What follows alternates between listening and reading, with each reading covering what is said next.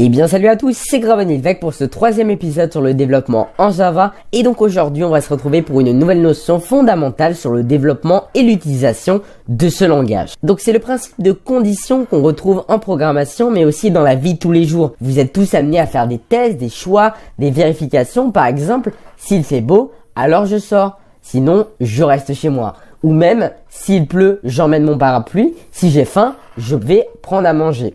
Donc tous ces si, c'est alors et c'est sinon que je viens d'énumérer vont permettre en programmation de faire des blocs conditionnels pour faire des tests, pour faire subir des tests à des valeurs ou même à du texte, à ce que l'on souhaite. Donc je vais me rendre sur mon IDE pour vous expliquer ça plus explicitement. Donc pour cela, je vais faire une nouvelle variable que je vais appeler monnaie qui sera égale à 2000. Comme ceci. Donc là, je viens de créer une nouvelle variable, c'est ce qu'on avait vu précédemment. À cette variable, je vais pouvoir lui faire subir des tests. On peut imaginer qu'elle représente le porte-monnaie d'une personne dans la rue. Imaginons une personne à 2000 € et elle veut acheter un téléphone. Eh bien, on va lui faire subir des tests pour faire des vérifications. Par exemple, si la monnaie est strictement inférieure à 5000, eh bien, on mettra oui. Sinon, on mettra non.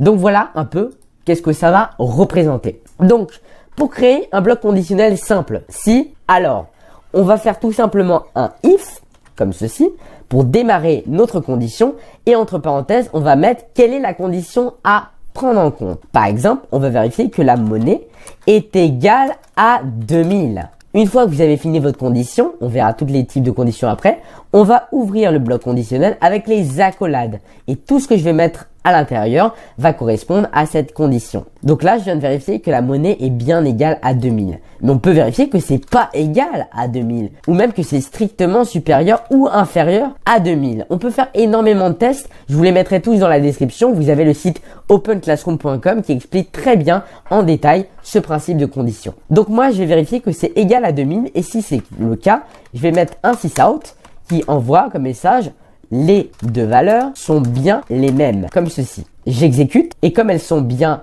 égales toutes à 2000, ça fonctionne. Par contre, si je mets ici 1000, ce ne sera plus pris en compte. Là, je n'aurai pas d'information dans la console. Donc, pour exprimer la condition si l'action n'est pas prise en compte, donc si l'action est prise en compte, je fais cette action. Sinon, je vais faire une autre action. Donc, pour cela, on va mettre le else pour dire sinon, je fais autre chose. Donc, pour cela, on va dire un message et là on va dire que les deux valeurs ne sont plus les mêmes ou pas les mêmes. Donc j'exécute et là à ce niveau-là les deux valeurs ne sont plus les mêmes. Donc ça fonctionnerait bien. Si je remets 2000 à ce niveau-là, ma condition va bien être prise en compte. Donc j'aurais bien les deux valeurs sont les mêmes. Maintenant, si je veux vérifier que la monnaie est strictement supérieure ou égale à 5000, je vais mettre ici un signe strictement supérieur. Donc le petit signe ici, vous pouvez le trouver sur votre clavier très facilement. Et on peut toujours pointer le nombre le plus petit. Donc là, je vais vérifier que c'est strictement supérieur ou égal à 5000. Donc j'exécute et là, les valeurs ne sont plus les mêmes. Donc ce sera pas dans ce cas-là intéressant. On va mettre oui et là, on va mettre non pour tester nos conditions. Donc j'exécute et là non. Les valeurs, cette condition n'est pas prise en compte, du coup on arrive sur ce sinon. Si maintenant ici je mets 5100, on va retester, j'exécute et là on aura oui puisque cette condition fonctionne maintenant. Si vous souhaitez faire plusieurs tests, vous pouvez le faire. On va pouvoir vérifier si par exemple la monnaie n'est pas égale à 5000 et n'est pas égale à 5100. Donc pour ça je vais faire un point d'exclamation égal et en plus, donc je vais mettre les deux et pour faire une double condition, je vais vérifier que la monnaie n'est pas égale à 5100. On exécute et là, regardez, on a non. Donc là, les petits signes et que j'ai fait vont permettre de faire une double vérification. D'abord, on vérifie que la somme n'est pas égale à 5000 et en plus, on vérifie que la somme n'est pas égale à 5100. Si les deux conditions ne sont pas prises en compte, eh bien ça va afficher ce message. Donc je vais essayer par exemple avec une autre somme, 5200, on exécute et là j'aurai un oui, puisque elles ne sont pas égales, donc ça m'affiche bien ce message.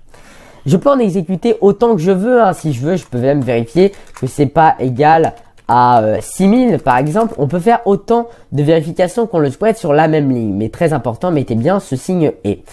Donc, maintenant qu'on a fait ça, alors aussi, vous trompez pas, hein, c'est pas juste égal comme ça, puisque le égal simple signifie l'affectation. Mettez bien deux égales pour faire un test. Vous pouvez vérifier si la somme n'est pas égale à 5000 ou n'est pas égale à 5100. Ou pour mettre un ou, c'est très simple, donc on va supprimer ça. Et au lieu de mettre le signe, les deux signes et, vous allez mettre 2 barres. Donc vous appuyez sur Alt GR et 2 fois vous appuyez sur le 6 et là vous aurez les 2 barres. Donc là à ce niveau-là, on vérifie que la somme de la monnaie n'est pas égale à 5000 ou alors qu'il n'est pas égal à 5100. Donc j'exécute et là, oui, elle n'est pas égale à 5000 ou elle n'est pas égale à 5100. Donc ça fonctionne très bien.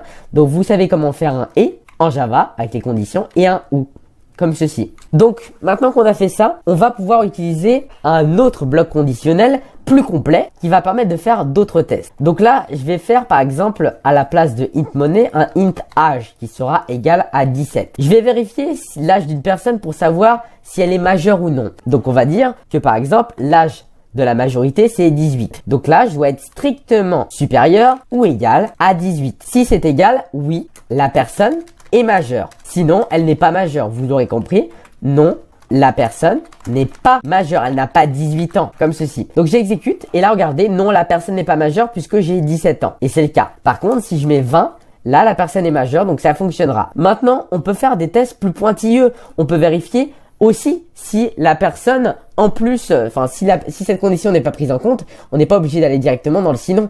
On peut faire un autre if. C'est le else if.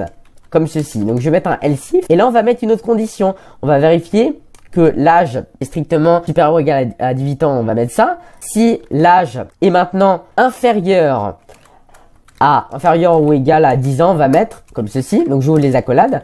Alors on va mettre un message, la personne est très jeune. 6 out, la personne est mineure et elle est très jeune, elle a moins de 10 ans. Elle a 10 ans et moins en fait. Elle a 10 ans et moins, hop. Donc voilà comment fonctionne ce principe. Donc je vérifie d'abord quelque chose. Si ça fonctionne pas, je fais une autre condition, un autre if. Et si les deux conditions ne sont pas prises en compte, ça ira dans le sinon. Donc j'exécute. Et là, oui, la personne est majeure. Si maintenant je mets 9 ans, eh bien, on aura ce message. La personne est mineure. Elle est très jeune. Si maintenant ces deux conditions ne sont pas prises en compte, ça va aller sur le sinon. Je vais mettre par exemple 11 ans. J'exécute. Et là, non, la personne n'est pas majeure. On arrive sur cette condition. J'espère que vous avez bien compris. Si vous avez des questions, n'hésitez pas à les poser dans les commentaires. C'est une notion fondamentale. Donc, une fois qu'on a fait ça, on va pouvoir maintenant faire d'autres choses. On va voir un autre bloc conditionnel. C'est le switch qui est très utilisé. C'est quelque chose de vraiment très pratique. Imaginons que vous avez une condition qui se répète. Par exemple, vous voulez savoir si l'âge est égal à je sais pas moi, que l'âge d'une personne égal à 10 ou égal à 11, etc. On peut faire quelque chose comme ça, regardez. Else if âge égale 11, else if âge égale 12. On serait obligé de répéter ça à chaque fois et ce serait vraiment très long. Donc nous, en Java, on a quelque chose de très pratique et même je crois qu'il existe ça en web avec le PHP. On peut faire ce qu'on appelle le switch. Je vais vous montrer ça tout de suite. Donc, au lieu de se fatiguer à faire ce genre de choses, vérifier l'âge, etc., on va tout simplement dire que je vais vérifier cet âge et comme la condition est la même pour tous, on va utiliser ce bloc switch. Donc, pour créer un switch, c'est très très simple. Vous allez écrire switch. Entre parenthèses, on va mettre notre condition. Donc, nous, on va vérifier quoi? L'âge. Donc, je mets âge. On ouvre les accolades et là, on va mettre dans chaque cas, qu'est-ce que ça doit faire? Par exemple, dans le cas où l'âge est égal à 10 ans. Du coup, on va mettre case, comme ceci, 10, 2 points. Donc, la syntaxe est un peu complexe, ne vous inquiétez pas. Là, on va mettre ce qu'on veut. Par exemple, on envoie un message. La personne a 10 ans. Oh là là, elle est jeune. Comme ça. Donc, une fois qu'on a fini notre condition, c'est comme si j'avais mis un else if, on va casser cette boucle. Vous allez mettre un break. Ça va la casser puisque sinon, elle va continuer. Donc, on verra prochainement les boucles. Mais là, ce qu'il faut retenir, c'est que dans le cas où l'âge est égal à 10 ans, je fais quelque chose. Ça va vraiment vous faciliter la vie de faire ça, surtout dans les plugins Minecraft si vous faites un système de conditions avec à chaque fois vous devez vous répéter. Il faut vraiment éviter de se répéter dans le code. Hein. Il y a quelque chose qui dit ne vous répétez pas et c'est très important sinon votre code ne va pas être optimisé. Donc dans le cas où c'est égal à 10, ça va faire ça.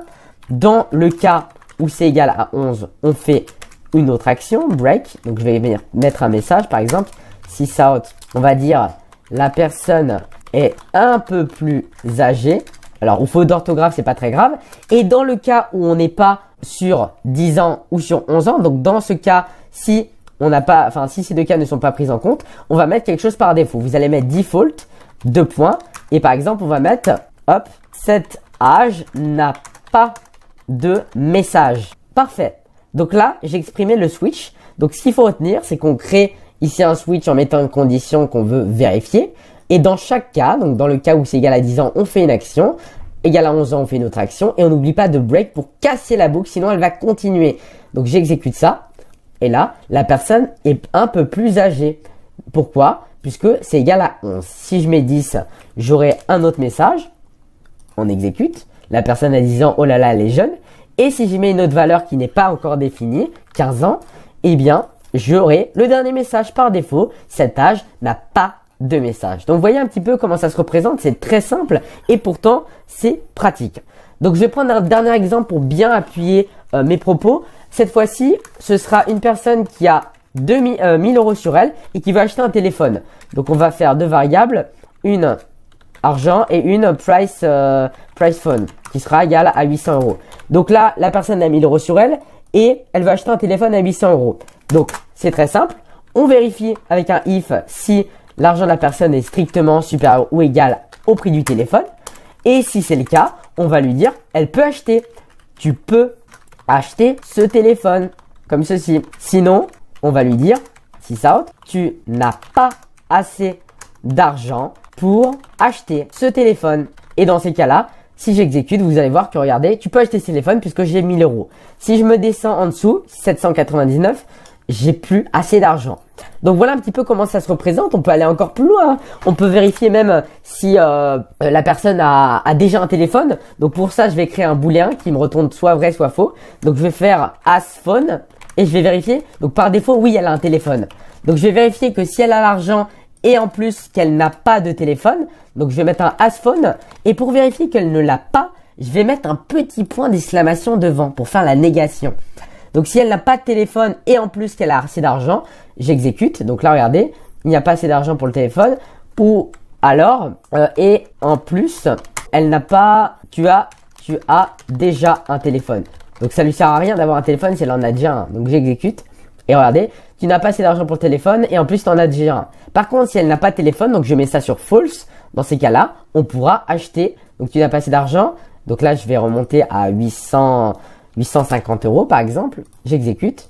Et là, tu peux acheter ce téléphone. Parfait. Donc voilà un petit peu ce que je voulais vous montrer aujourd'hui. On verra d'autres choses par la suite. En tout cas, j'espère que cette vidéo vous aura plu. Si c'est le cas, n'hésitez pas à la liker, à la commenter, à vous abonner à la chaîne. C'était Gravenier. À la prochaine.